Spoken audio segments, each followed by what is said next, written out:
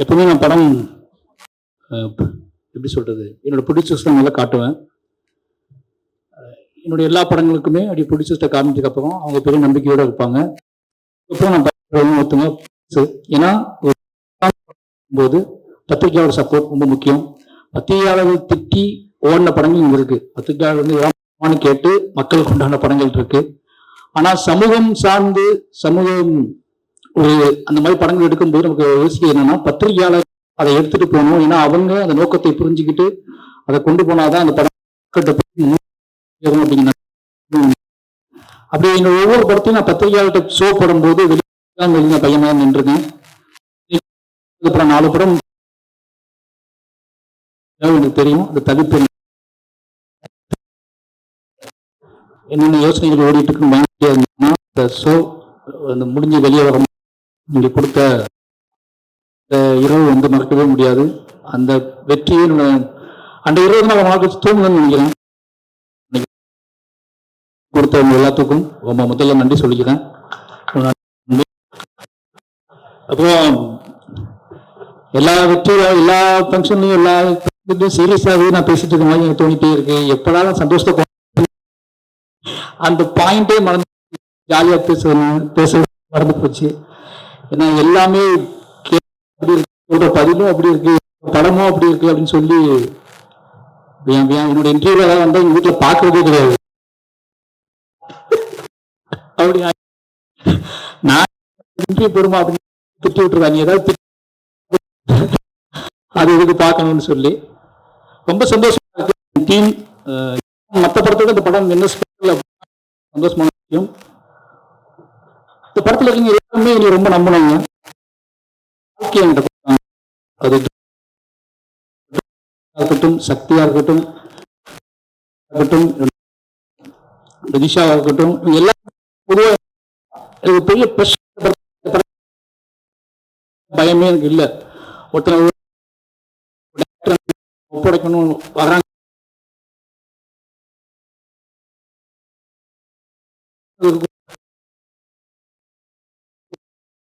என்னோட நடிகர்களை பார்க்கும்போது பயம். அவங்க உறுதியா நம்புவாங்க இந்த படம் அந்த படம் ஹிட் அப்படின்னு நினைச்சிட்டு ஃபர்ஸ்ட் நாள் ஷூட்ல இருந்து நம்பிட்டு நம்ம கூட சுத்திட்டு இருப்போம். நமக்கு தான் தெரியும் இதே கஷ்டம் இதை நல்லா வந்தாண்டா நீ நம்பி உழைச்சாதான் நல்லா இருக்கும்னு சொல்லி நிறைய சண்டை போட்டு தான் வேலைகள்லாம் வாங்கியிருக்கோம். அது முக்கியமா துருவோட முதல்ல அங்கிருந்து ஆரம்பிக்கலாம்னு நினைக்கிறேன். ஏன்னா துருவ வந்து சொன்னது கூட்ட பண்ணக்கூடாது அப்படி பண்ணக்கூடாதுன்னு நான் முடியாது இருந்தேன். ஃபர்ஸ்ட் ரஞ்சித் நாடு கூட சொன்னாங்க இந்த படம் பண்ண வேண்டாம்னா ரொம்ப கஷ்டமா இருக்கும் அப்படின்னு சொல்லி நிறைய உழைப்பு. சாதாரணமா ஒரு சினிமா எடுக்கும்போது நம்மளோட பெர்ஃபார்மன்ஸுக்காகவும் நம்மகிட்ட அரசியலுக்காகவும் அவங்கள்ட்ட சிக்கலாக தான் இருக்கு. பட் உடல் உழைப்பு கேட்கிற படமா இருக்கு. இந்த உடல் உழைப்பு கேட்கிற படத்துல நான் வந்து என்னோட எமோஷனல், என்னோட பொலிட்டிக்கல், இதுக்கு என்னோட விஷுவல்ஸ் இதை தாண்டி ஒரு கொடூரமான உழைப்பும் தேவைப்படுது. இது எப்படின்னு ஆர்டிஸ்ட்டை கன்வே பண்ணி வாங்குறது, இதுக்கான கால அளவும் செட் ஆகுமா, இடையில ஏதாவது கான்ஃபிளிக்ட் வந்துட்டா ஒருத்தரோட வாழ்க்கைக்கு எடுத்த மாதிரி ஆயிடுமே அப்படிங்கிற பயம்லாம் இருந்துச்சு எனக்கு. அப்போ ரஞ்சித் நான் சொன்னாரு இதை பண்றா அப்படின்னா முடியும் பண்ணுன்னு சொன்னாரு. அப்போ துருவத்தை நான் சந்திச்சு சொன்னேன் இந்த மாதிரி நம்ம பண்ணலாம். பட் ஆனால் ஒரே விஷயம் தான், முழுசா நீங்க நம்பணும். மாரி செல்வராஜ் அப்படிங்கிற ஒருத்தனை நீங்க நம்பணும். அவன் வந்து வாக்கு காப்பாற்றுவான். நம்ம என்ன நினைச்சு போறோமோ அதை முழுசு கொடுப்பான்னு நீங்க நம்பணும். ஃபைனலி அந்த ரிசல்ட் நான் சொல்லவே மாட்டேன். அந்த ரிசல்ட் நான் சொல்லவே முடியாது. ஆடியன்ஸ் தான் அதை பார்க்கலாம். இல்லைன்னா இந்த படம் பண்ண வேண்டாம்னு சொல்லியிருந்தேன். 2 வருஷம் நம்பிக்கை தான் இந்த படத்தோட டிராவல். அந்த நம்பிக்கை இல்லைன்னா இந்த படம் தொடங்கப்பட்டதே இருக்காது. ஒரு ஆர்டிஸ்ட் வந்து ஒரு முழுசா மேஜிக் நடக்கும் அப்படிங்கிற இந்த படம் முழுக்க நீ எல்லாம் நம்புறதுக்கு அப்புறம் இந்த படத்துல அவுட்புட், இந்த படத்தோட மாரி செல்வராஜோட சினிமாவில் இது கொஞ்சம் இது பெஸ்டா இருக்கு. அவரோட ஃபிலிம் லாங்குவேஜ் மாறி இருக்கு, அவரோட விஷுவல் சென்ஸ் அப்படி இப்படின்னு ஒரே இது எல்லா பாராட்டுக்கும் ஒரு முக்கியமான காரணம் என்னன்னு நான் யோசிச்சேன். எனக்கே அப்படியே போது என்கிட்ட எல்லாரையும் நீ நம்பினாங்க. முழுக்க வார்த்தை ஜட்ஜ்மெண்ட் அது என்ன அப்படின்னா ஒருத்தர் நம்பும்போது நமக்கு வந்து அவங்க இன்னும் திருப்தி கொடுக்கணும். நம்புறாங்க அப்படிங்கிறதுக்காக இறங்கி வேலை பார்த்தது அந்த படம். இந்த படம் அவ்வளோ பெரிய வெற்றி அடைஞ்சதுக்கு காரணம் அவங்களோட உழைப்பு தான். முக்கியமாக அது சொல்ல வேண்டியது சொல்லிட்டாங்க. அடுத்து சார் வந்து இந்த கேரக்டர் யார் பண்ணலாம்னு முடிவு பண்ணும்போது நான் முடிவு பண்ண இந்த ஏன்னா மண்டபத்தில் மட்டும் தான் இருந்துச்சு.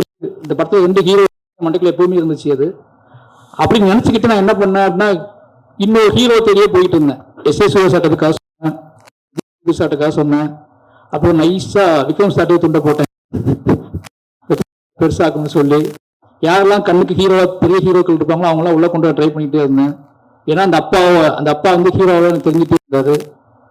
அதுக்கப்புறம் தான் யோசிச்சேன், நான் வந்து நம்ம ஏன் வந்து ஹீரோ தேடிக்கிட்டே இருக்கோம், ஹீரோ உருவாக்குற வேலை தானே தேடணும் அப்படின்னு சொல்லி கன்ஃபியூஸ் ஆகிக்கிட்டே இருந்துச்சு எனக்கு. ஏன்னா சரியான ரெஸ்பான்ஸ் கிடைக்கல எனக்கு.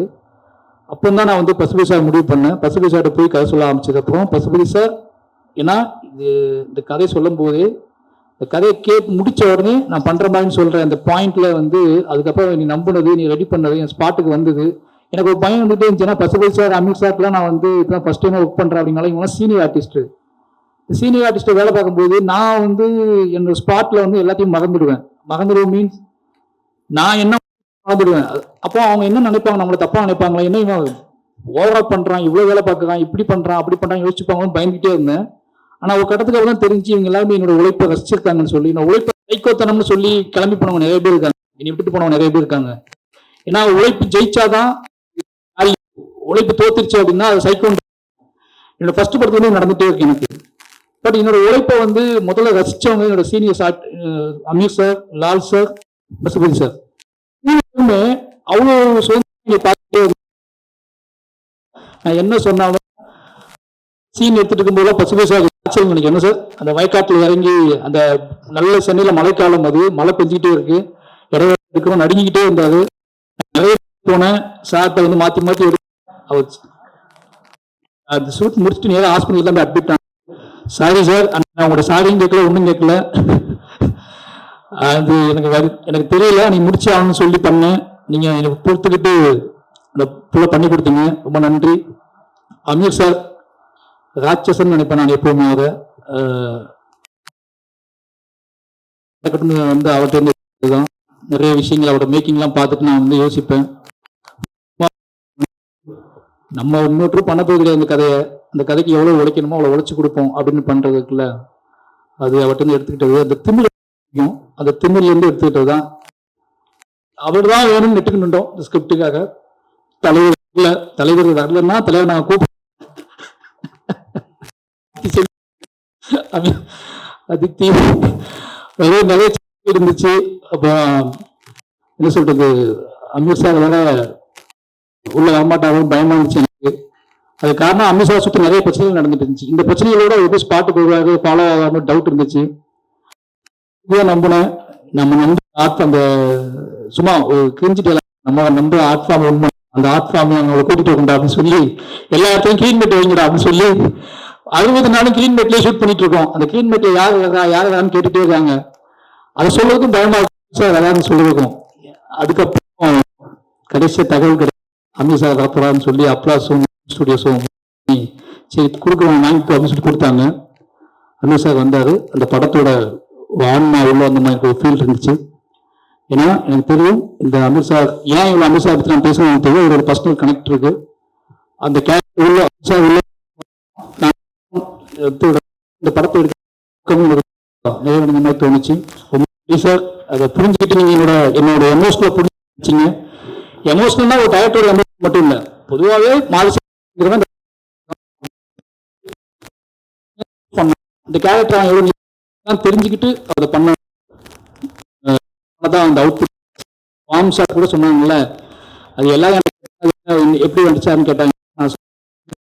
அப்படி சொல்லி அப்படியேதான் எடுத்தோம். அதுக்கு தான் நான் அனுபவம் சூஸ் பண்ணது. அனுபவம் அந்த கதையை நான் சொல்லும் போது சூப்பரா இருக்கு சார், நான் பண்றேன் சார்னு சொல்லிட்டாங்க. பட் அதுக்கப்புறம் நான் பேசி பேசி பேசி பேசி அது வேற இடத்துக்கு போய் அது பொலிட்டிக்கலா வேற ஸ்டைல் போயிடுச்சு. அப்பவும் அந்த கதை அந்த அந்த ராணியோட கதாபாத்திரம் சின்னல் ஆயிடுச்சு. ஆனாலும் நான் மறுபடியும் அனுபவம் சொன்னேன், இது பழைய மாதிரி இல்லை, ஆனா இப்ப வேற மாதிரி ஆயிடுச்சு, ஆனா நீங்க பண்ண பெட்டராகன்னு தோணுது அப்படின்னு. அதுவும் நன்றி எனக்கு பண்ணி கொடுத்தாங்க. அனுபவமா உங்களோட உழைப்புக்கும் அந்த நம்பிக்கைக்கும் ரொம்ப நன்றி. அடுத்து அஹ் மதன் மதன் வந்து என்னோட கிட்டத்தட்ட என்னோட என்ன சொல்றது, மதன் எப்போ வேணாலும் கூப்பிட்டு எந்த கேட்டு வேணாலும் கூப்பிட்டு நடிக்க வைக்கலாம், அது எனக்கு நல்லா தெரியும். நான் வந்து யோசிக்கவே மாட்டேன், மதன் கூப்பிடுங்களான்னு சொல்லுவேன். மதன் வருவார், நடிப்பார், போயிடுவார். சின்ன சின்ன கேரக்டர் பண்ணியிருக்காரு, பெரிய கேரக்டர் பண்ணியிருக்காரு, இதுல ஒரு முக்கியமான கேரக்டர் பண்ணாரு. சந்தோஷம். அவர் ஒரு விஷயம் நடத்தினா மதனுக்கு நான் அந்த கேரக்டர் கொடுத்ததுக்காக மதன் ஃபோன் பண்ணாரோ இல்லையோ, சினிமாவில இருந்து நிறைய பேர் ஃபோன் பண்ணி மதனுக்கு நீங்க கேரக்டர் கொடுத்ததுக்காக ரொம்ப நன்றி சொல்லிங்கன்னு சொல்லிட்டு இருந்தாங்க. நல்லா அப்பதான் ஆச்சரியமா இருந்துச்சு. மதன் சினிமாக்குள்ள எவ்வளவு பேர் சம்பாதிச்சிருக்காரு, எவ்வளவு நட்புகள் வச்சிருக்காரு அப்படின்னு சொல்லி நிறைய பேர் ஃபோன் பண்ணி தலைவா சூப்பர் தலைவா மதனுக்கு இந்த கேரக்டர் கொடுத்துருக்கீங்க அப்படின்னு சொல்லி ரொம்ப நன்றி மதன். அப்புறம் பிரபஞ்சன் அப்படின்னு சொல்லணும். முதல்ல இந்த இடத்துல ஒரு முக்கியமான விஷயம் சொல்லணும்னு நினைச்சிருக்கேன். இதுல வந்து சொல்றது கலையரசனுக்கும் ஹரிக்கும் சொல்லணும்னு நினைக்கிறேன். ஏன்னா அந்த படத்துல கலையரசன் வந்து துருவ கூட ஒரு 20 நாள் ட்ரைனிங் வந்தாரு, ஹரியும் துணைக்கு 20 நாள் ட்ரைனிங் வந்தாரு. 2 கேரக்டர். நான் எப்படி துருவ கஷ்டப்படுத்தணும் அதே மாதிரி அவங்க கிட்டையும் கஷ்டப்படுத்தினேன். ஆனா எதிர்பார்த்த விதமா ஹரிக்கு வந்து காலில் அடிபட்டுடுச்சு, திருப்பி ரன் பண்ண முடியல. அந்த ஹரி பண்ண வேண்டிய கேரக்டர் தான் என்னோட அண்ணன் கண்ணன் பண்ணாரு. அந்த அனுபவமோட அண்ணன் பண்ண கேரக்டர் ஹரி பண்ணிட்டு 4 நாள் ஷூட் பண்ணேன். 4 நாள் ஷூட்டிங்ல அவருக்கு அடிபட்டுடுச்சு. திருப்பி அவருக்காக தான் வெயிட் பண்ணோம், ஆனா அது சரி பண்ண முடியல. ஹரிக்கு ரொம்ப நன்றி. ஏன்னா எனக்கு தெரியும் அது இப்போ உங்களுக்கு அது கேரக்டர் மிஸ் ஆனதுல ஒரு ஃபீல் இருக்கலாம், அதுக்காக மன்னிப்பு கேட்டுக்கிறேன். ஹரிக்கு ரொம்ப நன்றி. அதே மாதிரி கலையரசன் தான் பிரபஞ்சன் கேரக்டருக்காக சூஸ் பண்ண ஒரு 20 நாள் ட்ரைனிங் கொடுத்துட்டு இருந்தேன். அவருக்கும் இதே மாதிரி தான் அடிபட்டுடுச்சு. அப்போ இவங்க எல்லாரும் கேரியரும் நம்ம காலி பண்றோமோன்னு தோண ஆரம்பிச்சிச்சு எனக்கு. ஏன்னா எல்லாத்துக்கும் அடிபடுது, அடுத்து மூவ் ஆக மாட்டேங்குதுன்னு சொல்லிட்டு பயத்துல தான் நான் வந்து யாருக்கெல்லாம் அடிபட்டா ஒன்றும் செய்யாது அந்த மாதிரி அதெல்லாம் கூப்பிடலாம்னு முடிவு பண்ணி பிரபஞ்சம் கபடி பிளேயர்லாம் கூப்பிடலாம்னு சொல்லி எல்லா கபடி பிளேயரும் கூப்பிட ஆரம்பிச்சோம். கலையரசனுக்கு ரொம்ப நன்றி. ஏன்னா இந்த வெற்றியில உனக்கும் பங்கு இருக்கு, ரொம்ப ரொம்ப நன்றி. பிரபஞ்சன் கலைப்பதாக வந்தவர் தான் பிரபஞ்சன் நான் வந்து முதல்ல சொன்னது கலை போயிட்டான், அப்ப நம்ம என்ன பண்ணோம் அப்படின்னா இதுக்கப்புறம் எவ்வளவு அடி விழுந்தாலும் தாங்கக்கூடிய உடம்போட அது புரிஞ்சுக்கிட்டே வாழ் வேணும். அதனால கபடி விளையாட ஒருத்தர் கூப்பிட்டுவாங்கன்னு சொல்லி பிரபஞ்சனை கூப்பிட்டோம். பிரபஞ்சன் நடிப்பு சொல்லி கொடுத்தோம். நடிப்பு சொல்லி கொடுக்க அவசியமே இல்லை, ஏன்னா பிரபஞ்சன் கிட்ட ஒரு இயல்பு இருந்துச்சு, அந்த இயல்புக்குள்ள ஒரு புரிதல் இருந்துச்சு, அந்த புரிதலுக்குள்ள ஒரு நம்பிக்கை இருந்துச்சு. அந்த நம்பிக்கையின் அடிப்படையில கூட டிராவல் பண்ணாரு. ஒரு 3-4 நாள் தான் ஒரு ட்ரைனிங் கிளாஸ் போயிருப்பாரு. ரொம்ப ஈஸியா பண்ணி கொடுத்தாரு பிரபஞ்சன். வந்ததுக்கப்புறம் துருக்கு பயங்கர சப்போர்ட் ஆயிடுச்சு. பிரபஞ்சன் எனக்கு தெரிஞ்சு தெரியல, என்னோட ஆர்டிஸ்டா தொடர்பாக நினைக்கிறேன். நன்றி, வாழ்த்துக்கள் பிரபஞ்சன். அப்போ எல்லா நிறைய நடிகர்கள் எங்க கமெண்ட்ல நம்மளை வந்து சாவடிக்குது, நீங்க எங்க அண்ணனுக்கு அது கொடுக்கல, எங்க அண்ணனுக்கு இது கொடுக்கல.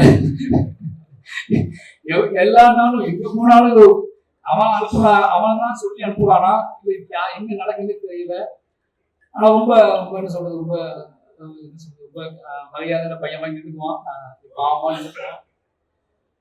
எனக்கு என்னோட பலம் சொல்லலாம், வள்ளி நாயகத்தை, கண்ணன், என் ஊர் மக்களை. ஏன் அப்படின்னா நான் படத்துக்கு போகும்போதே ஒருவேளை ஆர்டிஸ்டுக்கு என்னோட டீமுக்கு ஏதாவது பிரச்சனை ஆயிடுச்சுன்னா அவங்க டக்குனு உள்ள கொண்டுங்கன்னு சொல்லி எல்லாம் என்ன கேட்டாங்க. பழைய ஆர்டிஸ்ட்லேயே அவங்களுக்கு இருக்காங்களே, அவங்க நிறைய பேர் மூக்காங்களே இருக்காங்கன்னு கேட்டாங்க. நான் பிளான் பண்ணிலாம் போக மாட்டேன், அவங்களாம் இருக்கவே கூடாது தான் போவேன். ஏதாவது சிக்கல் ஆகிடும், அப்போ அவங்களே உள்ள வந்துருவாங்க. அப்படிதான் வள்ளிநாயகம் உள்ள வந்தாப்புல. வள்ளிநாயகம் எப்படி அமீர் சார்கிட்ட வந்து மாஸ்டர் நிறைய அவார்டுகள் வாங்கினாரோ அது மாதிரி வள்ளிநாயகம் என்கிட்ட வந்து அதை பஸ்ஸில் எடுக்கும்போது நிறைய அவார்டுகள் வாங்கினாரு. அந்த விருதுகள் தான் அவங்க கொண்டு வந்து நினைக்கிறேன். அதாவது அவனுக்கு தெரியும் அப்போ அவன் புரிஞ்சுக்கலாம் அந்த கேரக்டர் வந்து ரொம்ப ஸ்ட்ராங்கான கேரக்டர் தெரிஞ்சிருச்சு. அப்போ நான் அவனோட உழைப்புக்காக தான் நிறைய ஷார்ட் எடுக்க ஆரம்பிச்சேன். அவனை ஃபர்ஸ்ட் அந்த கேரக்டர் அப்படியே போயிடும். அப்போ வந்து படம் எடிட் பண்ணி பார்க்கும்போது தான் இவனோட முகம் தேவைப்பட்டுட்டே இருந்துச்சு. எல்லா நாளும் ஷூட்டு அப்படி க்ளோஸ் எடுத்துக்கிட்டே சும்மா கூப்பிட்டு அந்த மாதிரி அவனோட உழைப்பு பாராட்டப்படுறதுல கொண்டாடப்படுறதுல ரொம்ப சந்தோஷம் எனக்கு. என்னமோ நடிகனா தான் தொடர்பான தோணுது. ஏன்னு கேட்டீங்கன்னா அவன் எங்க பக்கமே வரமாட்டான். டைரக்ஷன் டிபார்ட்மெண்ட் டிஸ்கஸ் பண்ணிட்டு இருக்கோம், என் பக்கமே வரமாட்டான். அதாவது என் கூடவே இருக்கணும், அஸ்னேட் வேலை பார்ப்பாரு, ஆனா நடிகனா தொடர்பாரு. இப்ப இதெல்லாம் இப்போ அவனோட பிளானா இருக்கு. வாழ்த்துக்கள். யாரும் சொன்னாங்க என்கிட்ட, அதாவது தமிழ் டைரக்டர் தமிழ் இருக்காருல, அவர் மிஸ் பண்ண படம்னா ஹீரோக்கு போகும், இல்லைன்னா அவர் என்ன சொல்றது, அவர் சினிமா விட்டாருன்னா ஹீரோ ஜெயிப்பாரு, இவர் சினிமாவுக்கு போயிட்டாருன்னா அவர் ஜெயிப்பாரு, இதை பேசிட்டு இருந்தாங்க என்கிட்ட. அப்படி ஒரு முகமா அவன் கிடைச்சிருக்கான் அப்படிங்கிற ரொம்ப சந்தோஷம். அப்ப கண்ணன் எங்க அண்ணன் அவனும் பெரிய உழைப்பு போட்டிருக்கான். அவனும் இந்த படத்துல என்கிட்ட நிறைய அவார்டுகள் வாங்கியிருக்கான். ஏன்னா நான் அவார்டு கொடுக்க முடிஞ்ச உடனே அவார்டு கொடுக்க முடிஞ்ச ஆட்கள் இவங்க தான். அது மட்டும் இல்லாம கபடி பிளேயர்ஸ் ஊருக்காரங்க எல்லாருமே அவங்க என்ன கபடி படமா இருந்தாலும் சரி, அது வந்து சொல்றது காதல் படமா இருந்தாலும் சரி, நம்ம கூப்பிட்டா இப்படிதான் வேலை வாங்குவோம்னு அவங்களுக்கு தெரியும். அதே மாதிரி வேலை வாங்கினேன் எல்லாம் பண்ணி கொடுத்தாங்க. ஊர் மக்கள் அத்தனை பேருக்கும் இந்த லிஸ்ட் நிறைய இருக்கு, அது வேண்டாம்னு நினைக்கிறேன். தூத்துக்குடி மாவட்டத்தில் இருக்கிற, திருநெல்வேலி மாவட்டத்தில் இருக்கிற நிறைய கிராமங்கள்ல இருந்து கபடி பசங்க வந்தாங்க, நிறைய பேர் நடிச்சாங்க, நிறைய பேர் ராத்திரி பகலா என் கூட டிராவல் ஆனாங்க. அத்தனை பேத்துக்குமே நன்றி. ஏன்னா இது அத்தனையும் செட் பண்ணது கணேசன் தான். இந்த படம் நடக்கிறதுக்கான காரணத்துல நான் வந்து முழுசா நம்மளோட கணேசனை இருக்காருன்னு சொல்லிதான் கணேசனை வந்து முழுசா அந்த பசங்க செட் பண்ணி அவங்கள நம்பி அவங்க செட் பண்ணி எல்லா வேலையும் பார்த்து கொடுத்து குரு வந்து அவங்களோட உழைப்பையும் அவங்களோட முடிப்பையும் பார்த்துட்டு தான் குருவுக்கு ஒரு நம்பிக்கையே வந்துச்சு. இவ்வளவு சின்ன வயசுல இவ்வளவு பசங்க இவ்வளவு வேகமா வேலை செய்யறாங்க, விடிய முடிக்கிறாங்க, கபடி விளையாடுறாங்க, காலையில சாதாரண டயட் சுத்திட்டு இருக்காங்க, மறுபடியும் எடுப்படி வேலையெல்லாம் பாக்குறாங்க, திருப்பி கூப்பிட்டா ஸ்பாட்ல போய் கபடி விளையாடுறாங்க. இது எல்லாத்தையும் பார்த்து தான் குருவுக்கு உழைப்பினோட ருசி தட்டி இவ்வளவு உழைப்புல இவ்வளவு ருசி இருக்கான்னு கண்டுபிடிச்சு அவன் பயங்கரமா உழைக்க ஆரம்பிச்சான். அந்த உழைப்போட வெற்றி தான் இந்த படத்துக்கு மிகப்பெரிய பலமா இருந்துச்சு. அவன் குருவுக்கு உழைப்போட ருசியை சொல்லிக் கொடுத்து எங்க ஊர் மக்களுக்கு எவ்வளவு நன்றி சொன்னாலும் பார்த்தாது. ஏன்னா நான் சொல்லிக் கொடுத்தது அவனுக்கு ஆக்டிங், நான் சொல்லிக் கொடுத்தது அவனுக்கு வந்து என்ன சொல்றது, நான் சொல்லிக் கொடுத்த எல்லாமே சினிமாவை ஒரு சினிமாவுக்கு தயாராகணும்னா அவனோட மனசை எப்படி இருக்கணும், அவனோட மனசை பக்குவப்படுத்தணும். ஆனா அதுக்கு ருசி நாக்குல நான் தடவவே இல்லை. அந்த தடவுக்கு கூட என் ஊருக்காரங்க சுத்தி எல்லாம் டெய்லி உட்காந்து அவனுக்கு தடவை விட்டே இருந்தாங்க. அவனும் நாட்டை சொட்டாங்க போட்டு என்ன விட்டே இருப்பான், சார் நான் அது பண்றேன் சார் இது பண்றேன் சார்ன்னு சொல்லி அந்த அவனுக்கு பெரிய பலத்தை கொடுத்த திருநெல்வேலி தூத்துக்குடி மாவட்டத்தில் எல்லா கிராமத்து எல்லா கபடி பிளேயரும் நன்றி. அதுக்கப்புறம் ஸ்டேட் பிளேயர்ஸ், கபடி பிளேயர்ஸ், அந்த பிரபஞ்சன் டீமு, நிறைய நேஷனல் பிளேயர்ஸ், எல்லாத்துக்குமே ரொம்ப நன்றி. எல்லாருமே இனிய தெரியாத நேஷனல் கபடி பிளேயர் கூட ஸ்பாட்ல இதுதான் டைரக்டர் வேலை பார்க்கலாம், ஒரு டைப்பா தான் அலையான்னு சொல்லி என்னை நம்பி வெயில்ல கிரவுண்ட்ல விளையாட்டுல எனக்கு சப்போர்ட் பண்ணுங்க. ஏன்னா அவங்களாம் மேட்ல ஆடுறவங்க, அவங்க வந்து வெறும் தரையில விளையாண்டு பெரிய சப்போர்ட் பண்ணி கொடுத்தாங்க. எல்லாத்துக்குமே நன்றி. இந்த படத்தோட வெற்றியில உங்க கண்ணுக்கு தெரியாத, உங்க கண்ணுக்கு தென்படாத எத்தனையோ பேர் இருக்காங்க. அவங்க அத்தனை பேர் உழைப்பு சொல்லி மாறாது. ஏன்னா எல்லாரும் சொல்றோம், நீங்க குருவோட உழைப்பு தெரியும், என்னோட உழைப்பு தெரியும், நீங்க டீமோட உழைப்பு தெரியும். ஆனா இது அத்தனையும் தாண்டி பெரிய உழைப்பை போட்டது கண்ணுக்கு தெரியாத நிறைய இளைஞர்கள் தான். நிறைய பேர் வேலை செஞ்சிருக்காங்க, ராத்திரி பகலா வேலை செஞ்சிருக்காங்க. அவங்க அத்தனை பேருக்கும் எங்க டீம் சார்பாகவும், ரஜித்தண்ணன் சார்பாகவும், நீலம் சுரேஷ்பாகவும் நன்றி சொல்லிக்கிறேன். மொத்தமா நன்றி சொல்லிட்டு நினைக்கிறேன். அப்போ அனிதா நிறைய பேர் நடிச்சிருக்காங்க. எல்லாருமே அழகம்மாள் சார் வந்து எப்படி சொல்றது, தம்பி ஒரு மெசேஜ் அனுப்புவாங்க தம்பின்னு சொல்லி, சார் வாங்க சார் ஷூட்டிங் ஸ்பாட் வாங்க சார், அவ்வளவுதான். அப்படிதான் கேரக்டர் ஸ்டார்ட் ஆகும். நீ ரொம்ப நம்பக்கூடிய ஆள். அவரும் இந்த படத்துல முக்கியமான கேரக்டர் பண்ணி கொடுத்து நல்லா பண்ணி கொடுத்தாரு. அழகம்மாள் சாருக்கு நன்றி. இன்னொரு டீம் சொல்லி அவங்க இந்த இடத்துல நடிகர்கள் எல்லாம் சொல்லிட்டு நினைக்கிறேன். யாராவது மிஸ் பண்ணி தான் மன்னிச்சுக்கோங்க. சாண்டி மாஸ்டரா நடிகர் சாண்டி மாஸ்டர் இந்த படத்துல ப்ரொமோஷன் மட்டும் கபடி டான்ஸ் எடுத்தோம். அதை போட்டு வளைச்சு ஆட வச்சாரு. அவன் கபடியே பரவாயில்ல இருக்கு அப்படின்னு செஷன்ஸுக்கு போயிட்டான். இந்த ஷூட்டிங் முடிஞ்சுன்னு சொன்னா ப்ரொமோஷன் ஷூட்டிங் தான் நாங்கள் அதிகமாக பண்ணோம். ஆனால் அந்த பாட்டுலாம் அந்த விஷுவல்ஸ் எல்லாம் ஒர்க் அவுட் ஆகிருக்கு, ஆடியன்ஸ் பிடிச்சிருக்கு அப்படின்னு சந்தோஷம். சாண்டி மாஸ்டருக்கு ரொம்ப நன்றி. ஏன்னா இது ரொம்ப நம்புவாரு, அந்த விஷுவல்ஸ் கொண்டு வந்தாரு, ரொம்ப நன்றி. கடைசி என்னோட டீம் நிவாஸ் பிரசன்னா, வெள்ளை ஓனாய், ஃபர்ஸ்ட் நாள் ஷூட்டிங் ஸ்பாட்டுக்கு வந்திருந்தாப்புல தலைவர், நீ பார்க்க திருநெல்வேலிக்கு. ஏன்னா அவருக்கும் திருநெல்வேலி தான், அதாவது அவருக்கும் திருநெல்வேலி தான், எனக்கும் திருநெல்வேலி தான்.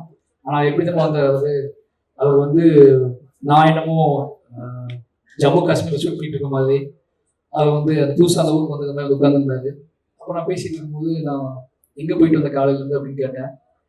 காலையில் தூத்துக்குடி, திருநெல்வேலி, தென்காசியா, இந்த 3 ஊரில் கோயிலுக்கு எல்லா கோயிலுக்கும் போயிட்டு நைட்டு ஸ்பாட்டுக்கு வந்தாப்புல. என் லைஃப்லேயே இந்த வயசுல என் கூட பழக ஆள்கிட்ட இவ்வளோ கோயிலுக்கு போன ஒருத்தர் நான் பார்த்ததே கிடையாது. அப்போதான் சின்னதாக டவுட் வந்துச்சு எனக்கு, இது சாத்தியமாகுமா, இவ்வளோ சாமி கூப்பிட்டு வந்துருக்கா அப்படியே அப்படின்னு சொல்லி. அப்போ நான் கேட்டேன், சார் அவ்வளோ தான் சார் வெயிட் இல்லைன்னு சொன்னாப்புல. சரி ஓகே அப்படின்னு சொல்லிட்டு ட்ராவல் பண்ண ஆரம்பித்தோம். ஃபர்ஸ்ட் நாள் ஒரு ஸ்டூடியோவுக்கு போனேன். இந்த நிவாசை பற்றி ஒரு விஷயம் உங்களுக்கு கிடைக்கணும் அப்படிங்கிறத சொல்கிறேன். ஃபர்ஸ்ட் நாள் ஸ்டூடியோவுக்கு போனால் நல்லா கம்மான்னு என்ன சொல்கிறது, தெய்வீகமாக இருந்துச்சு அந்த இடம். ரொம்ப அமைதியா ஆரம்பிக்கலாமா சார் சொல்லி ஆரம்பிச்சு, பழைய சினிமாலாம் பார்ப்போம்ல, லைட்டா ஹார்மோனியத்தை டச் பண்ணுவாங்கல்ல மியூசிக் டைரக்டர்ஸ், அப்படிதான் அந்த பாட்டுகள் ஆரம்பிச்சோம். இப்போ டிங் சொல்லி நம்ம எப்போ படத்த முடிக்கிறதுன்னு சொல்லி, ஏன்னா அவனுக்கு எப்படி இம்போஸ் பண்ணுன்னு தெரியல. அதுக்கப்புறம் நான் அவன்கிட்ட ஜாலியா பேச ஆரம்பிச்சேன். அவனோட காதல் கதையை கேட்க அவன் எப்படி பழகணும்னு தெரியல. அவனோட காதல் கதைகள், அவனோட ஒவ்வொரு கதைகள்லாம் கேட்க ஆரம்பிச்சதுக்கப்புறம் அவனுக்கு புரிஞ்சிச்சு அந்த ஆள் ஜாலியான ஆள் தான் போல, நாம தான் சேஷன்னு சொல்லி எனக்கு ஜாலியாக பேச ஆரம்பிச்சு, பழக ஆரம்பிச்சு, அதுக்கும் சண்டைலாம் போட ஆரம்பிச்சு, 2 பேரும் ஒன்றா சுற்ற ஆரம்பிச்சு, அந்த பாடம் நடந்துச்சு. நிவாஸ்கிட்ட பிடிச்சது என்ன அப்படின்னா, நிவாஸ் நிறைய அவார்டு வாங்கிட்டேன் என்கிட்ட. அந்த அவார்டு வாங்கிட்டு அந்த அவார்டு வாங்கினே தெரியாம மன காலையில் புதுசாக அவார்டு கேட்பான். சார் வேலைக்கு சார், ஏன்னா நேரத்தை அவார்டு கொடுத்தேன் அப்படின்பேன். காலையில் வந்து ஃப்ரெஷ்ஷாக மெசேஜ் போடுவான், ஐ லவ் யூ அப்படின்னு மெசேஜ் போடுவான். நைட் அவார்டு கொடுத்துருப்பேன், காலையில் எனக்கு ஒரு மெசேஜ் இருக்கும். எடுத்து பார்த்தா love you sir, love you 3 message இருக்கும். நிவாஸ் வந்து கற்றுக்கிட்டது ஒன்றே ஒன்று தான். ஏன்னா ஒரு கட்டத்தில் நிவாஸ் நான் புரிஞ்சுக்கிட்டேன், அவனுக்கு ஒரு பயங்கரமான ஒரு வெறி இருக்கு. இசை வந்து சந்தோஷ் சொல்லியிருக்காரு, தலைவா அவன் நீ என்ன வேணா பண்ணிக்கோங்க, அவன் எப்படிப்பட்ட நீங்க உங்களுக்கு அவன் செட் ஆவான்னு தெரியாது, ஆனால் கண்டிப்பா அவனுக்குள்ள பயங்கரமான ஒரு மியூசிக் சென்ஸ் இருக்கு. அவன் பயங்கரமான ஆள் தலைவா, அதை போட்டு நான் சொல்லிக்கிறேன். ஆனால் அவன் எப்படி பழகுவான்னு எனக்கு தெரியல, இதை மட்டும் சொன்னார். அப்படி பயங்கரமான மியூசிக் சென்ஸ்ல ஒருத்தன் எப்படி மிஸ் பண்ண முடியும்னு சொல்லிட்டு 2 பேரும் அவங்கள டிராவல் பண்ண ஆரம்பிச்சேன். இந்த படத்தை இவ்வளவு பெரிய குவாலிட்டியா இவ்வளவு பெருசா அவன் மாத்துவான்னு நான் எதிர்பார்க்கவே இல்லை. ஆனா முழுசா என்னை லவ் பண்ண ஆரம்பிச்சு, என்னோட ஆட்களுக்கு மரியாதை கொடுத்து, ராத்திரி பகலா வேலை செஞ்சு, என்ன சொல்றது, எப்படியாவது என்னை கன்வின்ஸ் பண்ணி என்னைய வந்து அந்த ஐ லவ் யூ நான் திருப்பி அனுப்பணும் அப்படிங்கிறது. அவங்க 50 ஐ லவ் யூ இருப்பார், நான் ஐ லவ் யூ இப்போ அனுப்பவே இல்லை. இப்போ சொல்றேன் நிவாஸ், ஐ லவ் யூ. நான் அனுப்பாமலே இருந்தேன், என் ஒய்ஃப் திட்டிக்கிட்டே இருக்கும், ஒரு மனுஷன் உன்னை நம்பி இவ்வளோ ஐ லவ் யூ அனுப்பி வைக்கிறான், நீ என்ன ஓவரா பெரிய இவங்க மாதிரி ஒண்ணுமே அனுப்பான். இதே வந்து சந்தோஷ் நாராயணனோ இல்லை வந்து ரகுமான் சாரோ அனுப்பியிருந்தா நீ விட்டுருப்பியான்னு கேட்டேன். நான் சொன்னேன், இல்லை அந்த ஐ லவ் யூ நான் திருப்பி அனுப்புனேன் அப்படின்னா திருப்பி அதுக்கப்புறம் அனுப்ப மாட்டான், அவன் அனுப்பிக்கிட்டே இருக்கட்டும்னு சொல்லி வச்சிருந்தேன். நிவாஸோட அம்மா அப்பா சொல்லி ஆகணும், என் நல்லா ஞாபகம் இருக்கு. ஃபர்ஸ்ட் நாள் நிவாஸ் வீட்டுக்கு இருக்கும்போது நிவாஸோட அம்மா அப்பா என் கையில சொன்ன முதல் வார்த்தையை மறக்கவே முடியாது, ஏன்பா இங்க வந்த, சந்தோஷம் வாழைப்படத்துல அவ்வளவு அழகா மியூசிக் பண்ணிட்டாங்கப்பா, எதுக்குப்பா இங்க வந்த நீங்க, ஏமா தோசை சாப்பிட்டு போயாப்பா அப்படின்னா. நான் சொன்ன அம்மா இல்லம்மா நிவாஸ் தான் வாங்கிட்டப்பா. அப்போ கடைசி நாள் ஆடியோ லான்ச் முடிச்சுட்டு ஈவெண்ட்லாம் முடிச்சுட்டு அதே மாதிரி கையை பிடிச்சி சொன்னாரு, எப்பா இன்னொரு முகம் நீ என் வீட்டுக்கு வரணும்பா, நிவாஸ் கூட இன்னொரு படம் பண்ணணும்பான்னு சொன்னாரு. நிச்சயமா நிவாஸ் கூட நான் இன்னொரு படம் பண்ணுவேன், இன்னொரு படம் இல்லை, எனக்கு வாய்ப்பு கிடைக்கும் போது நிவாஸ் கூட படம் பண்ணுவேன். ஏன்னா நிவாஸ் சோல், என்னோட ஏதோ வகையில நிவாஸை நான் பயங்கரமா நேசிக்கிறேன். அதுக்கு காரணம் நிவாஸ் வந்து என்னோட என் லைஃப்ல ஃபர்ஸ்ட் டைம் நான் நிறைய அவார்டு கொடுத்து ஒருத்தர் நீ நேசிக்கிட்டே இருக்கானா அது நிவாஸ் மட்டும்தான். நான் 2 அவார்டு கொடுக்கும் போதே படம் சைக்கிள் விட்டு போயிடுவாங்க பாதி பேர். நான் எனக்கு வந்து நிறைய விஷயங்கள் வாங்கி நீ இப்பவும் நேசிக்கிட்டு ஆன்மானா அது நிவாஸ் பர்சன் தான். நிச்சயமா பெரிய உயரத்துக்கு போவாரு, ஏன்னா அந்த இடம் காத்துக்கிட்டு இருக்கு. அவனுக்குள்ள ஒவ்வொரு நாளும் எனக்கு பேசுவோம்னு சொல்லுவான், ஏன் சார் நான் போக முடியாது சார் சொல்லி. நான் போன இடத்துல எல்லா இதுலயுமே எல்லா மீடியாவிலையுமே முதல்ல பார்ப்பேன், நிவாஸ் பேர் இருக்கான்னு பார்ப்பேன், நிவாஸ் அவருக்கு வாழ்த்து போட்டுருப்பாங்க, நிவாஸ் போட ஆரம்பிச்சாங்க. இந்த படம் விட்டடைகிறத விட இந்த படம் தொடக்க இந்த ஆடியோ ரிலீஸ் ஆனதுக்கப்புறம் நிவாஸ் சொல்ல ஒரு மாதிரி நம்ம இந்த பாஷா படத்துல ரஜினி சார் முதல் குத்துவிளக்கு ஏற்றி வைப்பாங்க, அது மாதிரி முதல் குத்துவிளக்கை வந்து மியூசிக்ல ஏற்றி வச்சோம். லவ் யூ நிவாஸ், நீ கண்டிப்பா உனக்காக நான் பசிபிக்ல பேசணும்னு நினைச்சதே உன்னை பத்தி மட்டும்தான். ஏன்னா நான் நிறைய இடங்கள்ல உன்னை பத்தி பேசல, அதுக்கான காரணம் என்ன நிறைய வேற மாதிரி கேள்விகள் கேட்டாங்க. நிவாஸ் அவன் வந்து ஒரு பெரிய லெஜெண்டாவுக்கான எல்லா தகுதியும் திறமையும் ஒரு பெரிய பயங்கரமான ஒரு லவ்வபுல் ஆன்மா, காதலால் நிரம்பி இருக்கிற ஒரு ஆன்மா. பெண்களை எவ்வளவுக்குள்ள காதலிப்பானோ அதே அளவுக்கு ஆண்களையும் காதலிக்கக்கூடிய ஒரு பயங்கரமான ஆன்மா. ரொம்ப நன்றி நிவாஸ். அப்ப என்னுடைய எடிட்டர் சக்தி, அவன் பேசிட்டு போனால பாத்தீங்கல்ல, உங்களோட பேர் அவன் சக்தி பேசுறது பாத்தீங்கல்ல, எடிட்டிங் இப்படிதான் இருப்பான், எனக்கு கேட்காது, அவன் பேசிட்டே அவன் வந்து அமைதியா சொல்லுவான். பட் ஆனா அவனுக்கு ஒரு ப்ரெஷர் இருந்துச்சு. ஏன்னா ஃபர்ஸ்ட் படத்துல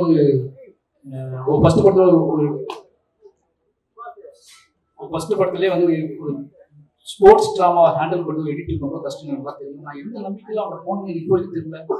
நான் மாமன் கட் பண்ணா நான் இப்படிதான் ஏதாவது யார் எடிட்டர் என்ன கேட்டாங்க ஹாஸ்டல் வந்து சக்தி போட்டுவாங்களா இப்படிதான் சொன்னேன், யோசிக்காம சொல்லிட்டோமோ அப்படின்னு பயம். ஏன்னா ஒருத்தர் முடிவு பண்ணிட்டோம், திருப்பி அவனை நம்ம திட்டி அவன் ஏதாவது பண்ணலன்னு சொல்லி வருத்தப்பட்டோம்னா அவன் லைஃப் என்ன ஆகும்னு யோசிச்சுட்டு இன்னும் அவன் பெரிய நம்பிக்கை காப்பாற்றி கூட டிராவல் ஆகி 2 பேரும் கிளம்பி பாண்டிச்சேரி போய் ஒரு காட்டுக்கு உட்காந்து எடிட் பண்ண படத்தை. அந்த எனக்கு அவன் எதுவும் ஆயிடக்கூடாது அப்படிங்கிறதுக்காக அந்த படத்துல நிறைய எடிட் பண்ணி இருந்துச்சு. அவன் ஃபர்ஸ்ட் படம் வேற, அவனுக்கு எதுவும் ஆயிடக்கூடாது அப்படிங்கிறதுக்காகவே நான் அவனை கூட்டிக்கிட்டு அவனும் மட்டுமே கிளம்பி பாண்டிச்சேரியில் போய் ஒரு ரெசார்ட்ல உட்காந்து அந்த படத்தை எடிட் பண்ணோம். அந்த நேரத்தில் அவன் பயங்கர ரொம்ப சந்தோஷமா இருந்தான். இந்த படத்தை முழுமையாக்கி கொடுத்தான். நன்றி சக்தி, லவ் யூ. உனக்கும் மிகப்பெரிய இடம் காத்திருக்கு, அடுத்தடுத்த படங்கள்ல நீ கலக்குவ. அதுக்கப்புறம் என்னோட கேமராமேன், நான் ரொம்ப நேரம் பேச யோசிக்காது. இந்த கபிலன் இருக்காருலாம், சுத்தி TV Kabilan, press release event இருக்குல்ல, நான் பேசியிருந்தேன். அவர் கமெண்ட் போட்டு ஒயிட் ஸ்கிரீன் ஷாட் எடுத்து காமிச்சிச்சு. இந்த மனுஷன் ஒரு 40 நிமிஷம் 50 நிமிஷம் பேசுவான், கண்டென்ட் கிடைக்கும். ஆனா யாரோ சொல்லி அனுப்பியிருக்காங்க, ரஞ்சிதனா தான் சொல்லி அனுப்பிட்டாங்க, கம்மியா பேசிட்டு வாடா அப்படின்னு சொல்லி அனுப்பினாங்க நிகழ்ச்சியில. அதனால எல்லாத்தையும் சொல்லுமே சொல்றேன். எழில் வந்து என்னோட 15 வருஷமா என்னோட நேசிக்கிற ஒரு பையன், தம்பி. நான் பிளாக்ல எழுதிட்டு இருக்கும்போது என்னோட எழுத்து படிச்சுட்டு அவன் இன்ஸ்டியூட்ல படிச்சுட்டு இருந்தான். இன்னைக்கு கிளம்பி பார்க்க வந்தான். எனக்கு ஆச்சரியமா இப்போதைக்கு எனக்கு எப்படா ஒருத்தன் 15-16 வருஷத்துக்கு முன்னாடி எழுத்து படிச்சுட்டு அவன் கேமராமேன் படிச்சுட்டு அவன் கேமரா படிச்சுட்டு இருக்கான், நான் அசிஸ்டன்ட்.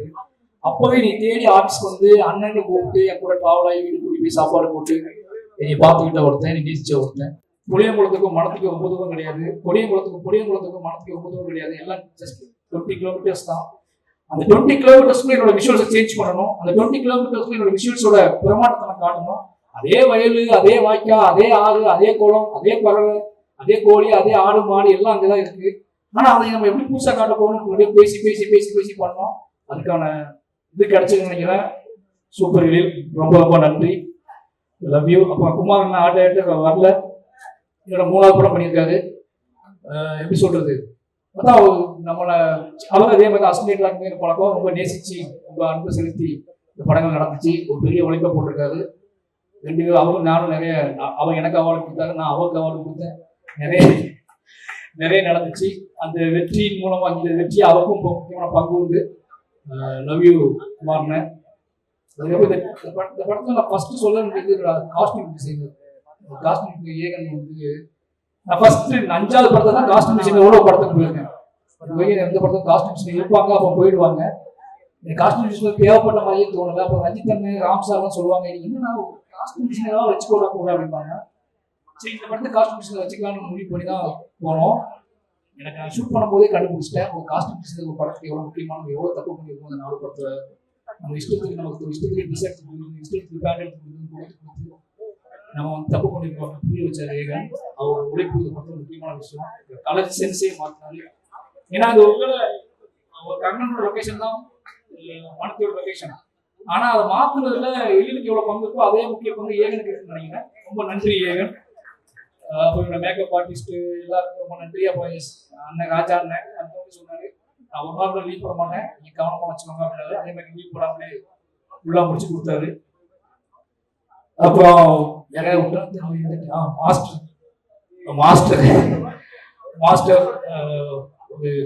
மாஸ்டர் எப்படி சொல்றது, மாஸ்டர் தான் மெசேஜ் அனுப்ப மாட்டாரு, மொத்தம் கொடுத்துட்டே இருப்பாரு. பார்க்க நேரம்லாம் ரொம்ப என்னை நேசிக்கக்கூடிய ஒரு முக்கியமான ஆன்மா. இந்த படத்துல எனக்கு என்னன்னா, என்னோட வேலை பார்க்குற எல்லாருமே அவங்களுக்கு ஒரு திறமை இருக்கும். அது மியூசிக் டைரக்டரா இருந்தாலும் சரி, அது வந்து ஃபைட் மாஸ்டரா இருந்தாலும் சரி, ஆர்ட் டிபார்ட்மெண்டா இருந்தாலும் சரி, கேமரா இருந்தாலும் சரி, ஆர்டிஸ்டா இருந்தாலும் சரி, அவங்களுக்கு நிச்சயமா சினிமாவை பற்றி ஒரு பெரிய புரிதல் இருக்கும், திறமை இருக்கும்.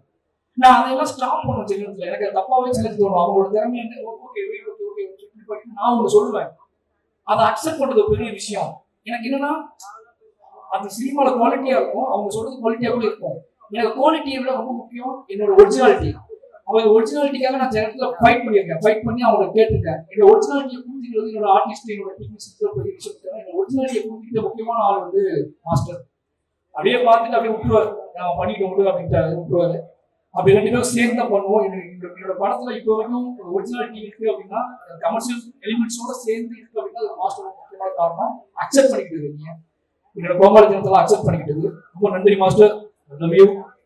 அப்புறம் நிறைய சந்தோஷம் சொல்லணும், பார்த்துட்டே இருக்காரு. மாஃபியா, நம்ம சினிமாவோட மாஃபியா பயமாவே இருக்கும். அவர் சொல்ல ஐயோ சொல்லாம யார் சொல்லாம சொல்லி நிவாசை ஒப்படைச்சிட்டு நான் பார்த்துக்கிறேன் பயப்படாதீங்க சொல்லிட்டு காணாம போடுவாரு. எனக்கு மக்களோட நான் இன்க்ளூசிவா பாலிடிக்ஸ் பேசுறேன்னு எல்லாரும் சொல்லுவாங்க. அதுக்கான காரணம் எனக்கு பயங்கர சுமை, என்னோட வெயிட் என் தலையில வெயிட் அதிகம். அது யாராவது ஒருத்தர் தாங்கி பிடிச்சாதான் என்னால அதை ரன் பண்ணவே முடியும். அதனால நான் எங்கிட்ட கதைகளோட கணமே ஒரு காரணமா இருக்கும் என்னோட இன்க்ளூசிவ் பாலிடிக்ஸுக்கு. ஏன்னா அந்த கணம் எல்லாமே இன்னொருத்தர் சப்போர்ட் பண்ணா நடக்கவே நடக்காது. அதை இன்னொரு சொந்த கொண்டு போகவே முடியாது. ரஞ்சித் அண்ணா வந்து அப்படி ஒரு ஆள். ஆனா அவருக்கு அவ்வளவு கோபமா